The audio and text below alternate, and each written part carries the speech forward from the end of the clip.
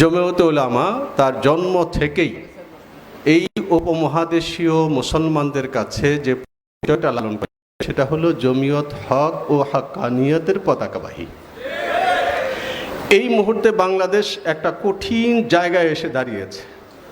উলামায়ে কেরাম বরাবর দার্সে যে কথা বলে এসেছেন, ছাত্রদেরকে মুখস্থ করিয়ে এসেছেন যে ইসলাম ও মুসলমানের জন্য সময়টা তখন অত্যন্ত সঙ্গীন হয়ে পড়ে যখন হক এবং বাতিলকে একসঙ্গে মিশ্রিত করে উপস্থাপন করা হয়।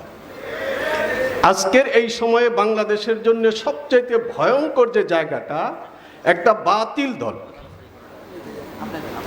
শুধুমাত্র বাংলাদেশ না, এই উপমহাদেশের সব হালকার উলামায়ে দেওবন্দ থেকে শুরু করে ফুরফুরা শরীফ পর্যন্ত সব হালকার আহলে হক উলামায়ে কেরাম যে দলটাকে বাতিল বলে এসছেন, সেই দলটাকে এখন কিছু লোক যারা রাজনীতির ময়দানে অতি লোভী এবং যারা স্বার্থ উদ্ধারে অনেকটা আগ্রাসী, তারা তাদের সঙ্গে মিশে এদেশের মুসলমানদের মধ্যে একটা চরম বিভ্রান্তিকর অবস্থা তৈরি করছেন।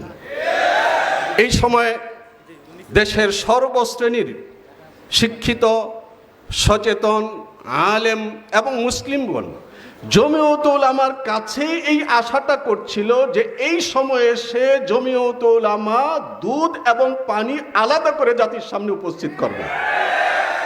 আমি মনে করি আজকের এই দিনের সমাবেশের পর থেকে বাংলাদেশের সর্বশ্রেণীর সচেতন আলেম এবং সচেতন মুসলিম যারা এটা খুব ভালো করে বুঝেন যে এই দেশে মুসলমানদের রাজনৈতিক শত্রু আছে, আবার ধর্মীয় শত্রু আছে।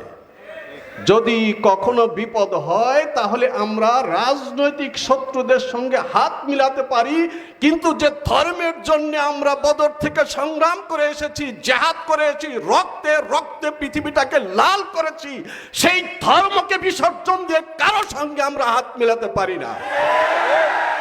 এই দায়িত্ব জমিয়তের।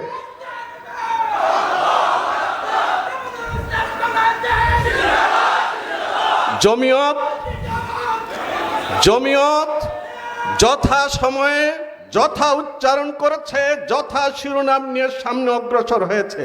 আজকের এই সমাবেশের সম্মানিত প্রধান মেহমান তিনি কিতাবের জায়গা থেকে অতীতের আলোকে কথা বলেছেন, যদি এরা কখনো ক্ষমতায় আসে মাদ্রাসা নিরাপদ নয়, এরা ক্ষমতায় আসলে আমাদের খানকা নিরাপদ নয়, এরা ক্ষমতায় আসলে মুহাম্মদুর রাসূলুল্লাহ সাল্লাল্লাহু আলাইহি ওয়াসাল্লামের 23 বছরের জিন্দেগিকে তিলে তিলে বিসর্জন দিয়ে ইসলামের যে পবিত্র নকশা পৃথিবীর সামনে উপস্থাপন করে গেছেন, সেই নকশা নিরাপদ নয় তিনি বলেছেন। তারপর যারা এটাকে পত্রিকায় বিবৃতি দিয়ে বিরোধিতা করেছে তাদের বক্তব্য এরই মধ্যে মোবাইলের মাধ্যমে আপনারা শুনেছেন। প্রতারণা কাকে বলে?